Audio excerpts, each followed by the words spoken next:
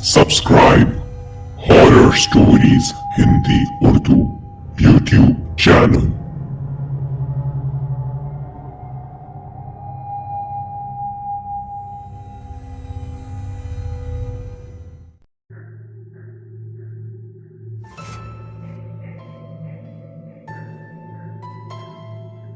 आकांक्षा पेशे से fashion designer थी।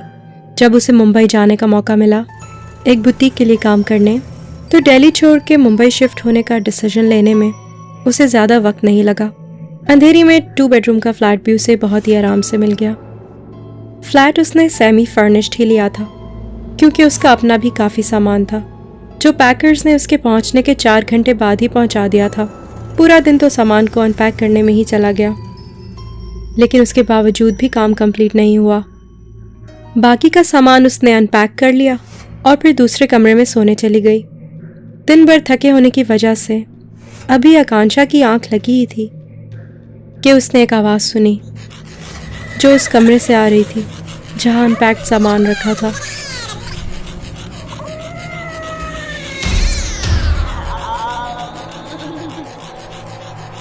आकांक्षा जब दबे पांव कमरे में पहुंची तो उस वक्त भी उसे वही आवाज़ सुनाई दे रही थी।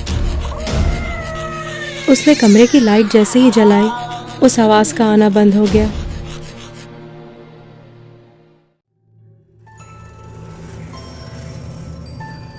आकांक्षा को लगा कि जो कुछ भी हुआ वो उसका वहम था, इसलिए उसने कमरे की लाइट दोबारा बंद कर दी। पर जैसे ही उसने लाइट ऑफ की, वो आवाज़ दोबारा से उसके कानों में गूंजने लगी। उस वक्त आकांक्षा को यकीन हो गया कि ये उसका वहम नहीं हो सकता। आकांक्षा ने कमरे की लाइट दोबारा जलाई और अपनी नज़र कमरे के चारों तरफ दौड़ाई। फिर अचानक न जाने उसको क्या सूझी कि उसने सामान के सारे बबल रैप्स निकाल के कमरे के बाहर रखे डस्टबिन में फेंक दिए।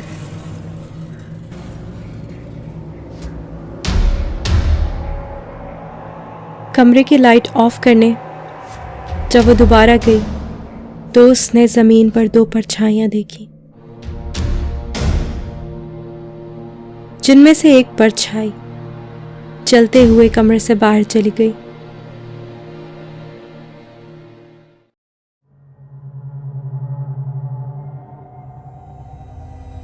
आकांक्षा का गला डर से सूख गया था। वो डर के मारे भागते हुए अपने कमरे में गई और तभी उसकी अम्मी का फोन आया।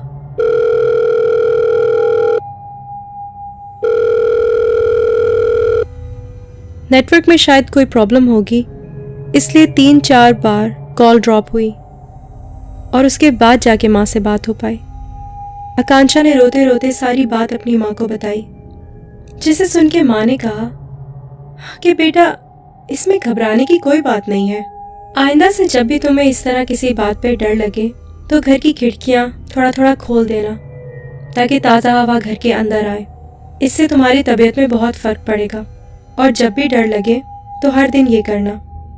काफ़ी देर अपनी माँ से बात करने के बाद आकांक्षा को भी दिल ही दिल में थोड़ा सुकून मिला और उसकी आंखों में हल्की हल्की नींद बढ़ने लगी थी। तभी उसने फ़ोन रखा और सोने चली गई।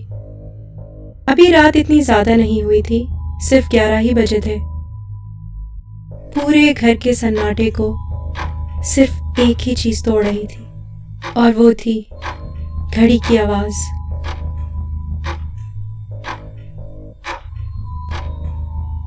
कि ठीक उसी वक्त घर की डोरबेल बजी। आकांक्षा डरी हुई तो थी ही और सोच रही थी कि क्या पता कौन हो दरवाजे पर। यही सोच के वो दरवाजे तक गई। घर में सिक्योरिटी सिस्टम इंस्टॉल था। उसने जल्दी से जाके सिक्योरिटी मॉनिटर पर देखा तो उसको लगा जैसे बाहर कोई औरत खड़ी है। बाहर काफी अंधेरा था, इसीलिए कुछ साफ दिखाई नहीं दे रहा था। बाहर कौन है ये देखने के लिए आकांक्षा ने दरवाजे के बाहर की लाइट जलाई, पर जब उसने लाइट जलाई तो अब बाहर मॉनिटर पर कोई नहीं दिखाई दे रहा था। आकांक्षा ने जैसे ही बाहर की लाइट स्विच ऑफ की उसे मॉनिटर पर फिर से बाहर खड़ी कोई औरत दिखाई दी और साथ ही कानों में डोरबेल की आवाज।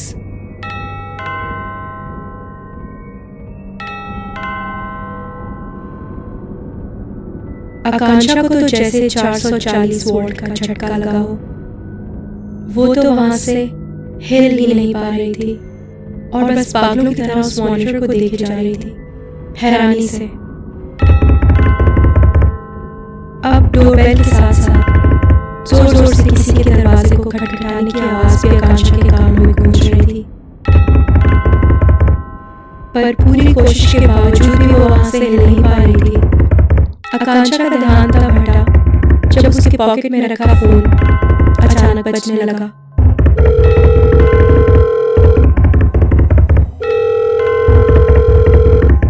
फोन आकांक्षा की माँ का था। आकांक्षा ने जैसे ही फोन उठाया, डोरबेल की आवाज और दरवाजे को खटखटाने की आवाज अचानक बंद हो गई। आकांक्षा ने फोन उठा के जल्दी से अपनी माँ को सारी बात बताई। आकांक्षा बहुत ज्यादा घबराई हुई थी और उसकी आवाज तो जैसे डर के मारे कांप रही हो। आकांक्षा की माँ ने आकांक्षा की हालत को देखते हुए कहा कि बेटा, इस तरह घबराने से कुछ नहीं होगा, तुम्हारी तबीयत और खराब हो जाएगी। इस बात से फौरन अपना ध्यान हटाओ। शायद तुम बहुत ज्यादा थकी हुई हो, इसीलिए तुम्हारे जहन में अजीबोगरीब ख्यालात आ रहे हैं। रात बहुत हो चुकी है, बस फौरन अपने कमरे में जाओ, सोने की कोशिश करो और अब अपने कमरे से बाहर मत निकलना।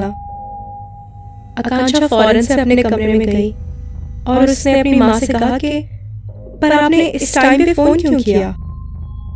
तो माँ ने कहा कि पता नहीं क्यों मेरा दिल घबरा सा रहा था। मुझे ऐसे लगा कि जैसे तुम किसी मुसीबत में हो, इसलिए मैंने तुम्हें फोन कर लिया। सारी रात आकांक्षा की आंखों से नींद गायब थी। बड़ी मुश्किल से आकांक्षा की आंख लगी। अगले दिन सुबह उठकर आकांक्षा ने पहला काम ये किया कि घर के सारे कमरों की खिड़कियां खोल दी और उसके बाद बेफिक्र होकर उसने सारा सामान अनपैक किया और दोपहर तक चीजें सेटल करके टीवी देखते हुए सिलाई मशीन पर सिलाई का काम करने लगी।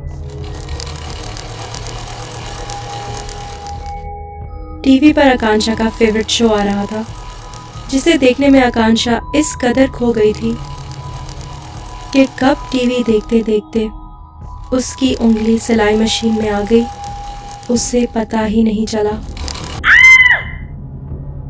आकांक्षा के मुंह से चीख निकल गई और वो दौड़ती हुई वॉश बेसिन तक गई। वो अभी वॉश बेसिन में अपनी उंगली धो ही रही थी कि उसे ऐसा महसूस हुआ कि उसके बार बार धोने के बावजूद भी खून उसकी उंगली से साफ नहीं हो रहा है। मानो जैसे पानी तो उसकी उंगली पर पड़ रहा था, मगर उसकी उंगली पे लगा खून पानी से धुल नहीं पा रहा था। आकांक्षा को अपने इस नए घर में अजीबो गरीब चीजों का सामना करना पड़ रहा था। 2 बेडरूम के इस फ्लैट में जब से वो आई थी, एक के बाद एक नया हादसा उसके सामने आ रहा था।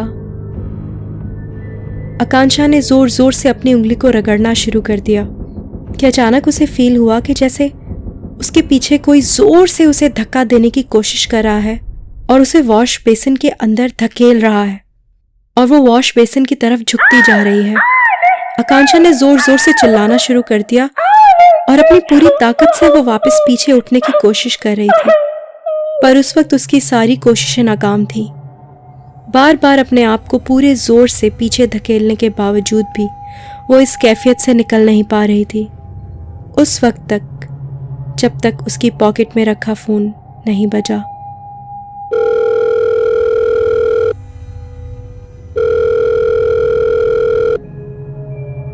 फोन बजने के साथ ही सब कुछ वापस नॉर्मल हो गया।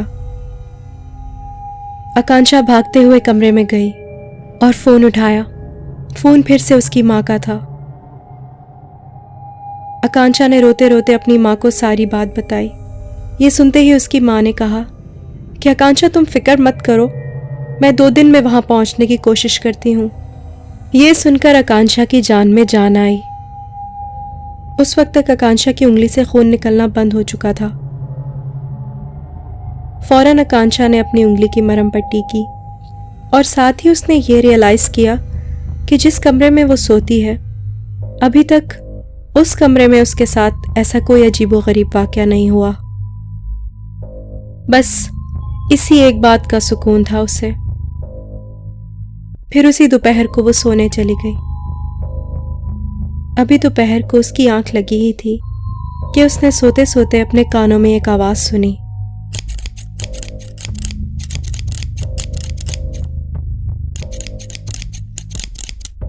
आकांक्षा बहुत नींद में थी। सोते सोते ये आवाज सुन के उसे महसूस हुआ कि जैसे वो कोई ख्वाब देख रही है, पर जब नींद से उसकी आंख खुली तो अपने हाथ में कैंची देख के वो पूरी तरह से चौंक गई थी। उसने अपने बेड की साइड टेबल पर रखे हुए लैंप को ऑन किया तो उसके पैरों से जैसे जमीन निकल गई। पूरे कमरे में बाल ही बाल बिखरे पड़े थे। आकांक्षा के चेहरे पे खौफ तारी हो गया।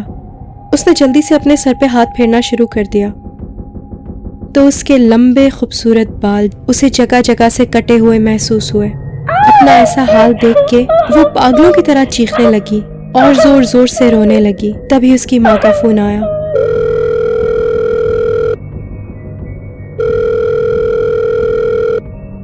आकांक्षा ने रोते रोते अपनी माँ को सारी बात बताई। पूरी बात सुनकर उसकी माँ ने कहा कि आकांक्षा, ऐसा कुछ नहीं हुआ है, तुम जरूर कोई भयानक ख्वाब देख रही होगी। मेरी मानो तो तुम्हें आराम की सख्त जरूरत है, क्योंकि ये सब कुछ तुम्हारे जहन में है, सब तुम्हारी सोच है। जाके आईने में खुद को देखो, तुम्हारे साथ ऐसा कुछ भी नहीं हुआ है जैसा तुम सोच रही हो। आकांक्षा ने गुस्से में फोन काट दिया। उसको इस बात पे शदीद गुस्सा आ रहा था कि उसकी अपनी माँ ही उसकी बातों पे यकीन नहीं कर रही है। रोते रोते उसकी आंखें लाल हो चुकी थी। न जाने उसे क्या सूझी कि वो उठकर आईने के सामने गई। जब उसने आईने में अपने आप को देखा तो वो बुरी तरह चौंक गई। आकांक्षा के बाल बिल्कुल वैसे ही पहले जैसे लंबे लंबे और घने थे। फौरन से उसने पलट के अपने कमरे के बिस्तर को और फर्श को देखा तो वो ये देख के हैरान रह गई कि वहां एक भी बाल नहीं था। वहां तो कटे हुए बालों का नामो निशान तक नहीं था। अभी वो इस सदमे से निकल भी नहीं पाई थी कि पॉकेट में रखा उसका फोन दोबारा बजा।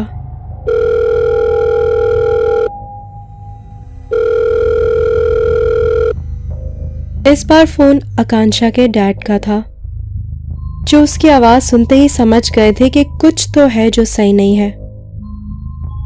उनके पूछने पर आकांक्षा ने उन्हें सारी बातें बताई और ये भी बताया कि अगर मॉम नहीं होती और ठीक वक्त पे उनका फोन नहीं आता तो शायद वो इन्हीं मुसीबतों में अटकी रहती। ये सुनते ही आकांक्षा के डैड ने एकदम चीखते हुए गुस्से से आकांक्षा को कहा,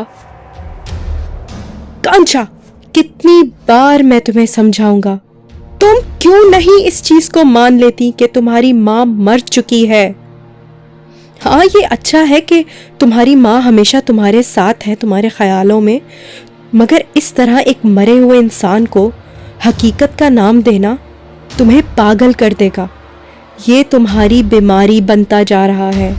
मैं हर दिन तुम्हें इस तरह पागलों की तरह नहीं समझा सकता कि तुम्हारी माँ मर चुकी है, मान लो ये बात।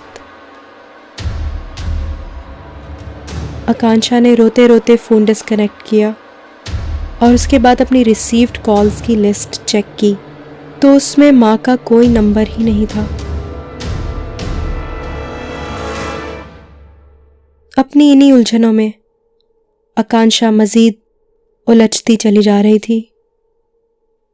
जो कुछ भी उसके साथ हो रहा था ये समझने की कोशिश करने लगी, पर लाख कोशिशों के बावजूद भी उसको कुछ समझ नहीं आ रहा था। उसने रात का खाना भी नहीं खाया और भूखे पेट ही सो गई। पूरे कमरे में दोबारा एक अजीब सी आवाज गूंजने लगी, जो आकांक्षा अपने कानों में साफ साफ सुन पा रही थी। यह आवाज उसके फ्लैट के सेकंड बेडरूम से आ रही थी। आवाज बढ़ती जा रही थी। आकांक्षा ने हिम्मत की और उठ के दूसरे कमरे की तरफ गई। आकांक्षा ने डरते डरते कमरे की लाइट जलाई तो आवाज तो बंद हो गई, पर उसकी नजर जब जमीन पर पड़ी तो उसने जमीन पर दो परछाइयां देखी। वो डर के मारे भागते हुए अपने कमरे में गई और अभी उसने अपने कमरे का दरवाजा बंद किया ही था कि पॉकेट में रखा उसका फोन बज उठा।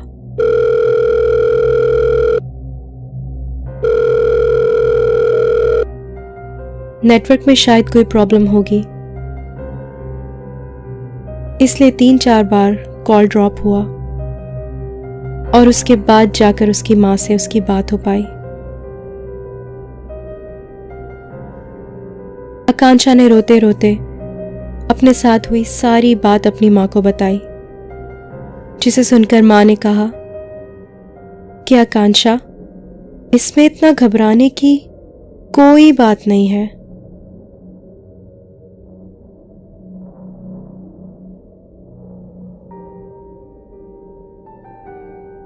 आकांक्षा की ये हालत या तो उसकी बीमारी थी या फिर उसका दिमाग उसके साथ खेल खेल रहा था, क्योंकि उसकी मां की बात उसके अलावा और कोई नहीं सुन पाता।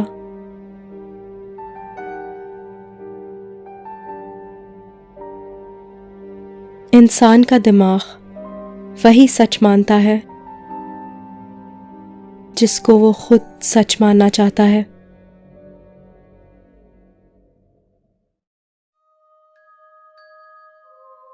मेरी आवाज़ में और कहानियाँ सुनने के लिए सब्सक्राइब कीजिए मेरा YouTube channel horror stories Hindi Urdu and share this video to support me, ताकि मैं आपके लिए और कहानियाँ बना सकूँ।